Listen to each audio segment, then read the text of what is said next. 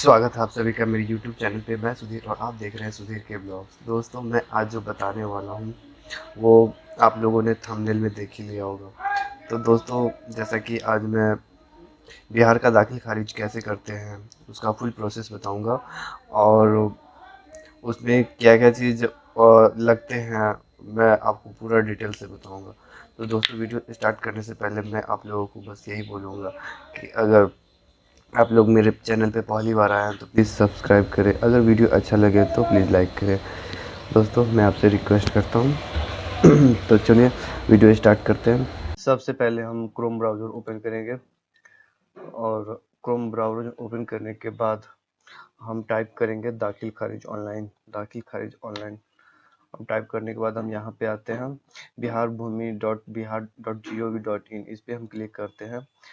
इस पर क्लिक करने के बाद हम डायरेक्ट आ जाते हैं बिहार सरकार के राजस्व भूमि सुधार विभाग साइट पे। और यहाँ आने के बाद यहाँ पे क्या क्या काम होते हैं वो आप देख लीजिए। सबसे पहले आप दाखिल खारिज कर सकते हैं, उसका स्टेटस जान सकते हैं, एलपीसी कर सकते हैं, उसका स्टेटस जान सकते हैं। भू लगान यानी कि आप जमीन का रसीद यहाँ से काट सकते हैं। उसके बाद ये परिमार्जन और जमा पूंजी देखे, ये सब आपका जमीन का खाता हो गया। ये खाता देख सकते हैं आप। भूमि का मानचित्र देख सकते हैं, आपका जमीन का जो मैप वगैरह है वो सब आप देख सकते हैं इसमें। तो हमें सबसे पहले आपको दाखिल खारिज कैसे करते हैं वो हम आपको बताएंगे। तो सबसे पहले हम इस पे क्लिक करेंगे। जो लोग पहली बार अगर इस चीज़ को देख रहे हैं या फिर करना चाहते हैं तो सबसे पहले उसको रजिस्ट्रेशन करना पड़ेगा। रजिस्ट्रेशन करने के लिए हमें रजिस्ट्रेशन पे क्लिक करेंगे और रजिस्ट्रेशन पे क्लिक करने के बाद आप सबसे पहले आप इसमें अपना नाम और मोबाइल नंबर, इसमें ईमेल आईडी, इसमें पासवर्ड और इसमें कंफर्म पासवर्ड। पासवर्ड आप लोगों को पता ही होगा, एक कैपिटल होगा और कुछ स्मॉल होंगे, कुछ स्पेशल कैरेक्टर और कुछ आपका जो होगा 1 2 3 4 कुछ भी आप डाल सकते हैं।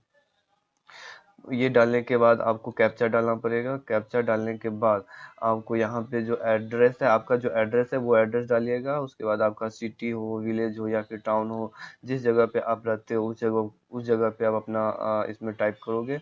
उसके बाद यहाँ पे आप डिस्ट्रिक्ट टाइप करो, स्टेट टाइप करो और पिन कोड टाइप करने के बाद आपको रजिस्ट्रेशन हो जाएगा। रजिस्ट्रेशन करने के बाद फिर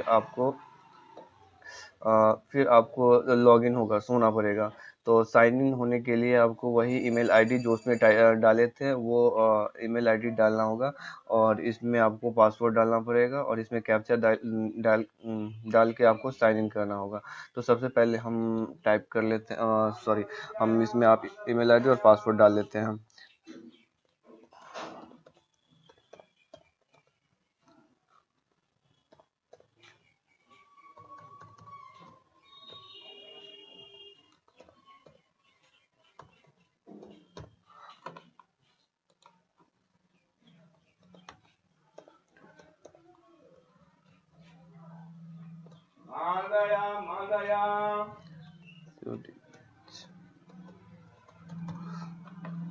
इसमें आप कैप्चा हम डाल रहे हैं।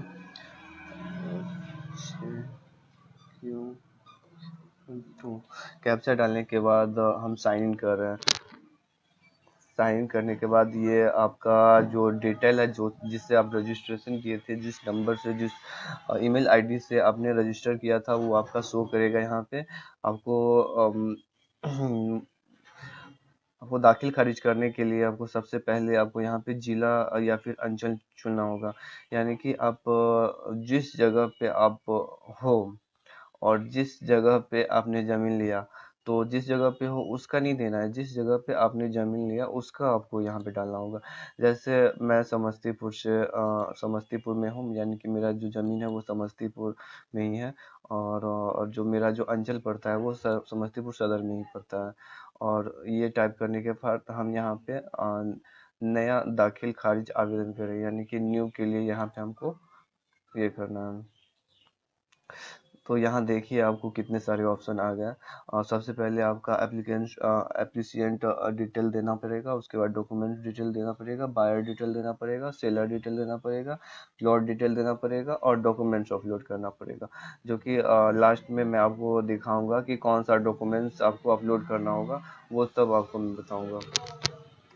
तो सबसे पहले हम यहाँ पे जिसके नाम से जमीन है उसका नाम पहले टाइप करना पड़ेगा। सपोज दैट कि मेरा ही जमीन है स्टूडियो, जैसे कि मेरा ही जमीन है और मेरा फादर्स नाम, और ये मैंने यहाँ टाइप कर दिया। ठीक है, और यहाँ पे रिलेशन में पूछ रहा है, तो रिलेशन में आप अपना रिलेशन में जो भी होगा वो अपना डाल दीजिएगा। उसके बाद दाखिल खारिज का चयन, यानी कि आप दाखिल खारिज जो कर रहे हैं वो किस पर्पज से कर रहे हैं, सेल्स, परचेज, एक्सचेंज, गिफ्ट, या फिर सक्सेस, मतलब बहुत सारा ऑप्शन है। आप अपने हिसाब से जिस चीज़ के लिए आप कर रहे हैं दाखिल खारिज वो करें। मुझे सेल परचेज का करना है तो मैं सेल परचेज कर रहा हूँ। फिर यहाँ पे मोबाइल ईमेल आईडी डालना होगा। आप जो क्लाइंट है या फिर या आप किसी और का कर रहे होंगे तो उसका ईमेल आईडी देना पड़ेगा। तो जैसे हम अपना ईमेल आईडी डाल रहे हैं, इसके नीचे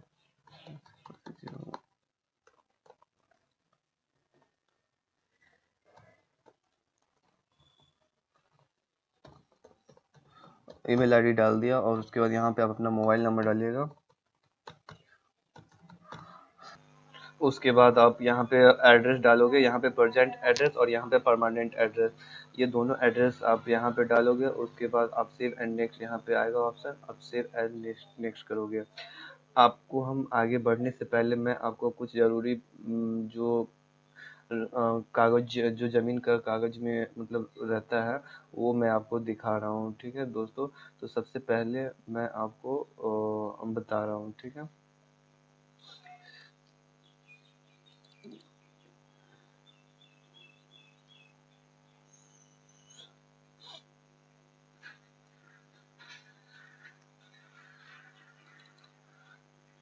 अब देख, जैसे कि इसमें आपको क्या क्या चीज़ लगेंगे वो चीज़ मैं आपको बता रहा हूँ। सबसे पहले आपको जो पेपर, जो आपका पेपर है ज़मीन का, जो पेपर है वो आप उसमें आपको सबसे पहले डीड नंबर लगेगा। ठीक है, तो डीड नंबर आपको जो ज़मीन का फर्स्ट पेज रहेगा उसके जो कॉर्नर पे आपको मिलेगा, वो भी 5 अंक 6 अंक जो डीड नंबर होता है वो आपको मिलेगा। उसके बाद आपको उसके बाद आपको जो ज़मीन जब आप रजिस्ट्री करवाए थे वो आपको डेट देखना होगा। तो उसको डेट देखने के लिए आपको उसको वो भी आपको फ्रंट पेज पे ही मिलेगा। उसमें आपको लिखा रहेगा ज़मीन का रजिस्ट्री डेट। ठीक है, उसके बाद जो आपका जो ये ज़मीन का जो पेपर है वो आप कहाँ से रजिस्ट्री किए हैं तो उसका भी आपको फर्स्ट पेज में ही मिलेगा। Government of Bihar district registry of, जो समस्तीपुर हो या फिर अदर डिस्ट्रिक्ट से हो, उस उसमें आपको शो करेगा। ठीक है, उसमें आपका जो नाम दिखेगा, जिसके नाम से वो ज़मीन है वो भी आपको फर्स्ट पेज में ही मिलेगा। फर्स्ट पेज में जो जिसके नाम से ज़मीन है उसका नाम, पिता का नाम, एड्रेस, मोबाइल नंबर, और उसका जो रिलेशन है वो सब आपको फर्स्ट पेज में ही मिलेगा। और उसके बाद जो आपको जिससे मतलब जिससे आप लिए हैं, जो सेलर है उसका भी आपको नाम मिलेगा, और फादर्स नेम, उसका जो मतलब जो उसका रिलेशन में क्या है वो आपको, और उसका एड्रेस, मोबाइल नंबर सब इसी में मिलेगा। ठीक है, उसके बाद आपको न, आपको दूसरा पेज में आपको मिलेगा ज़मीन का चौहद्दी। ठीक है, तो उसमें ज़मीन का चौहद्दी का भी उसमें यूज होने वाला है। उत्तर में किसका है, दक्षिण में, पूर्व में, पश्चिम में किस किस का ज़मीन है वो सब आपको दिखेगा। और उसमें आपको एक चीज़ और मतलब सेकंड पेज में ही आपको मिलेगा, जो ज़मीन कितना मतलब एकड़ का है या फिर कितना डिसमिल का है। तो आपका ज़मीन अगर एकड़ में है तो आपको 1 एकड़ लिखा रहेगा, 2 एकड़ लिखा रहेगा, 3 एकड़ लिखा रहेगा। अपना बिहार में क्या होता है, जो कट्ठा यूज होता है, तो कट्ठा का इसमें कोई ऑप्शन नहीं दे रखा है, लेकिन इसमें एकड़ का मतलब ऑप्शन दे रखा है और डिसमिल का मतलब दे रखा है। तो वैसे कागज में भी कट्ठा हिंदी में लिखा हुआ रहता है, न कि आपको मतलब इसमें लिखा होता है। तो इसलिए आपको अगर एकड़ में हो तो आपका ज़मीन एकड़ में है तो एकड़ में डालिएगा, और आपका ज़मीन अगर डिसमिल में है तो डिसमिल में डालिएगा। ठीक है, और आपका इसी में सेकंड पेज में ही आपका खाता नंबर, खेसरा नंबर, ये सब आपको मिल जाएगा। उसके बाद आपका जो ज़मीन कितने रुपया का है, मतलब उसका अमाउंट क्या है, वो आपका तीसरा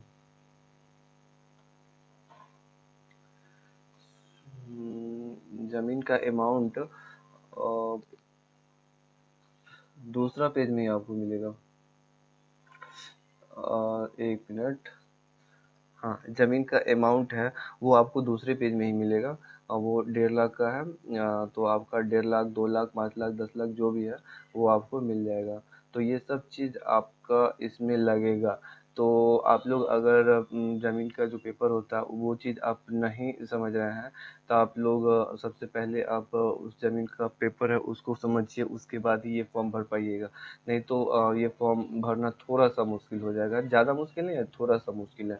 तो इसीलिए आप सबसे पहले आप पेपर देखिए और पेपर देख के समझिए, समझने के बाद आप इस दाखिल खारिज में आ पाइए। तो ठीक है, उसके बाद हम चलते हैं हम अपना साइट पे। तो इसमें देखिए, सबसे पहले आपको डीड नंबर लग रहा है। तो डीड नंबर इसमें जो बताए थे आपका जो फर्स्ट पेज के कॉर्नर में, तो वो आपका डीड नंबर आप टाइप कर लो, जो भी होगा वो आप टाइप कर लेना। उसका जो रजिस्ट्री करवाया था उसका जो डेट है वो डेट आप डाल दीजिए। तो रजिस्ट्री का डेट जैसे 2019 में जून में हुआ है 12 तारीख को। तो ये अब मैंने डाल दिया। मेरा ज़मीन का जो रेट है वो 1.5 लाख रुपया है, मैंने वो भी डाल दिया। और ये कोड नेम तो वो जो मैंने बताया था जो आपका फर्स्ट पेज में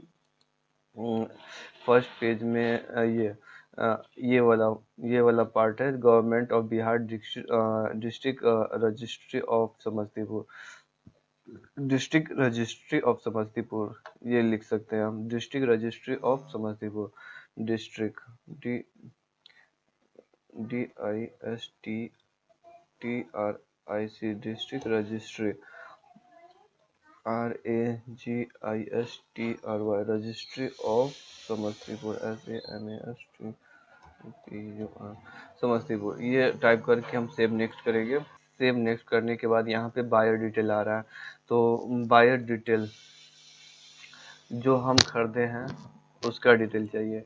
तो वही हो गया, मैं अपना नाम SUDHIR Sudhir, KUMAR Sudhir Kumar, guardians name हो गया।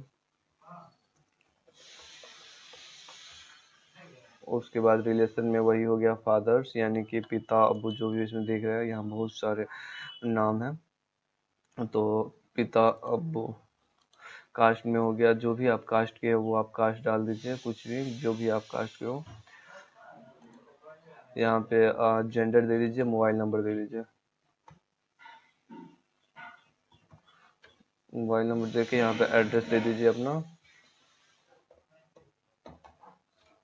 और उसके बाद अगर जैसे बायर यानी कि जो खरीदने वाला है वो एक से अधिक इसमें नाम है तो वो ऐड ए न्यू रो कर सकते हैं। तो फिलहाल में मेरा अभी एक ही नाम है, इसलिए अब एक हो, दो हो, तीन हो, आपको जितना नाम होगा वो आप ऐड ड्रॉप कर करके आप आगे बढ़ सकते हैं। तो हमारा एक ही नाम है तो मैं एक ही करूँगा। सेव नेक्स्ट करेंगे। और सेव नेक्स्ट करने के बाद फिर हम आ जाएंगे सेलर डिटेल पे। सेलर डिटेल में वही आप जो ज़मीन बेचा है उसका नाम कुछ भी जो नाम होगा वो आप दे सकते हैं। और उसका फादर्स नेम डालना होगा। अ, और फादर्स नेम डालने के बाद यहाँ पे वही रिलेशन में वही फादर, पिता, बाप या अबू कुछ भी डाल दीजिए। यहाँ पे कुछ भी आप जो भी आपका कास्ट होगा, जो उनका कास्ट होगा वो आप इसमें डालिएगा। उसके बाद जेंडर में पुरुष हो, महिला हो, जो भी बेचने वाली हो वो आप डाल सकते हैं। उसके बाद उसका मोबाइल नंबर, जो मैंने बताया था कि मोबाइल नंबर उसके ज़मीन का जो पेपर होगा उनमें डलाएगा, ठीक है। तो जो मैंने तो डाल रहा हूँ। और उसके बाद यहाँ पे वही उसी का एड्रेस एड्रेस हो गया। देखिए, मैंने बायर में भी बताया था, बायर डिटेल में बताया था कि अगर एक से अधिक खरीदने वाला होगा और उसमें नाम ऐड करना होगा तो वो ये ऐड इन न्यू रो करेंगे, ठीक है। और यहाँ पे मैंने यहाँ पे सेलर में भी वही सेम प्रोसेस ही है। तो सेलर में भी वही करना पड़ेगा, ऐड न्यू रो करना होगा। जैसे एक से अधिक उसको बेचने वाला है, यानी कि उसके उसके पेपर में अगर 4 लोग हैं तो 4 लोग अगर बेच रहे हैं तो उसका नाम यहाँ पे डालना होगा। तो ये डाल के आप सेव एंड नेक्स्ट करिए। सेव एंड नेक्स्ट करने के बाद यहाँ पे खाता नंबर और खेसरा नंबर। उससे पहले आप यहाँ पे ये देखिए हल्का, हल्का जिस जगह पे आप हल्का मतलब है वहाँ पे आप नाम दीजिए। जैसे मेरा हल्का हो गया, अ, हल्का मतलब पंचायत होता है, ये बात आप ध्यान रखिएगा। तो हल्का मैंने डाल दिया, और हल्का डालने के बाद और हल्का डालने के बाद आपका थाना ऑटोमेटिक आ जाएगा। जैसे इसका थाना गरवारा 42 ऐसा कुछ शो कर रहा है, तो वो उसमें भी होगा, पेपर में भी। मतलब ये अगर मिल गया गरवारा 42, तो समझ जाइए कि आपका जो पेपर है वो एकदम पक्का आपका हो रखा है। तो यहाँ पे खाता नंबर डालेंगे, खाता नंबर मैंने बताया था, खेसरा नंबर भी डालना है इसमें, खेसरा नंबर मैंने बताया था। उसका एक कर देखिए यहाँ पे ट्रांजेक्ट ट्रांजेक्टेड एरिया 1, यानी कि एकड़ में आपका, तो एकड़ में जमीन है तो आप एकड़ में दीजिए। मेरा तो एकड़ में है नहीं, तो मैं एकड़ में दे दूंगा। मैं यहाँ पे 0 डालूंगा। यहाँ पे डिसमिल डालना, यहाँ पेपर में लिखा हुआ था 4 डिसमिल, यानी कि मैं यहाँ पे 4 डिसमिल डालूंगा। चौहद्दी में वही सबका नाम, जो जो नाम होगा, नॉर्थ में, साउथ में, ईस्ट में, वेस्ट में। तो नॉर्थ में हो गया राम कुमार, कुछ भी जैसे मैं डाल रहा हूँ एक एग्जांपल में बताने के लिए। SHYM श्याम, KUMAR श्याम कुमार, अ, अमन कुमार, KUMAR। मैं एग्जांपल में बताने के लिए बता रहा हूँ। और यहाँ पे अ, मीरा कुमार, और ये सब डाल के उसके बाद फिर उम, ये अगर इसमें किसी और का नाम है या फिर ज़मीन दूसरा जैसे होता है ना, कि जो 2 पार्ट में ज़मीन करता है, तो आप इसमें 2 पार्ट में भी ज़मीन आप डाल सकते हो। उसके बाद मैं सेव एंड नेक्स्ट करेंगे।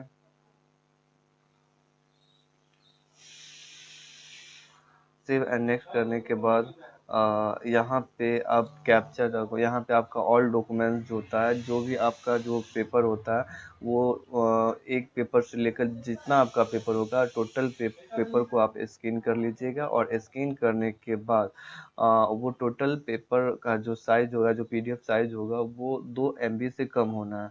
तो 2 MB से कम होगा तभी एक्सेप्ट करेगा, वरना नहीं करेगा। तो उसके बाद यहाँ पे मैं अपना कैप्चा डाल रहा हूँ, NCLEZ। यहाँ पे मैं कैप्चा डालने के बाद मैं यहाँ पे डॉक्यूमेंट्स डाल रहा हूँ।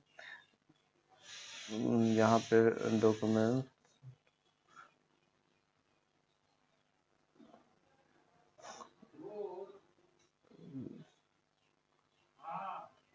यहाँ पे डॉक्यूमेंट्स मैंने डाला। ये जो मेरा साइज है वो 726 KB का साइज है। मैंने यहाँ पे डाल के मैं अपलोड मार रहा हूँ। अपलोड मैंने किया। अपलोड जैसे ही अपलोड होने के बाद यहाँ पे अगर आप देखना चाहते हैं तो आप देख सकते हैं, नहीं तो आप यहाँ पे फाइनल सबमिट कर दीजिएगा, रिव्यू एंड सबमिट। तो मैं यहाँ पे फाइनल सबमिट कर देंगे। तो ये चीज़ आप भी, मतलब ये फाइनल सबमिट करने के बाद आपका एक जो एक रसीद आएगा जिसमें आपका केस नंबर होगा। वो केस नंबर से आप अपना स्टेटस चेक कर सकते हो।